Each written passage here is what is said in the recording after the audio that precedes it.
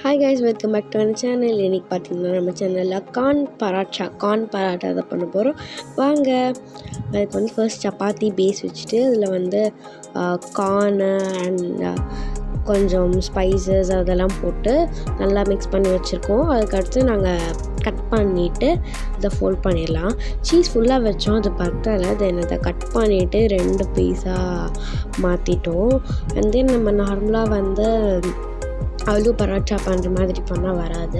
இது வந்து இந்த சமோசா டிஃப்ரெண்ட்டாக மடிப்பாங்கள்ல, அந்த மாதிரி பண்ணால் தான் வந்து கரெக்டாக வரும். ஆயிலெலாம் போட்டுட்டு நம்ம அது மேலே நார்மலாக நம்ம சப்பாத்தி பண்ணுற மாதிரி பண்ணிடலாம். ஃபஸ்ட்டு நம்ம அந்த ரவுண்டில் பண்ணுவோம். இது வந்து கொஞ்சம் ட்ரையாங்கிளாக இருக்கும். இந்த மாதிரி இருந்தால் நமக்கு வந்து நான் டேஸ்ட்டில் வரும், சூப்பராக இருக்கும். இப்போ வந்து அதை பண்ணிடலாம்.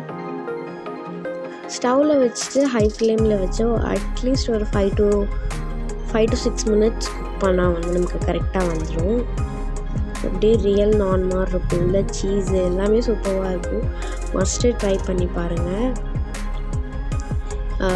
கார்ன் சீஸ் பராட்டா ரொம்ப நாள் கழித்து ஃபுல் வீடியோ அப்லோட் பண்ணுறோம் அப்படின்னு நினைக்கிறேன்.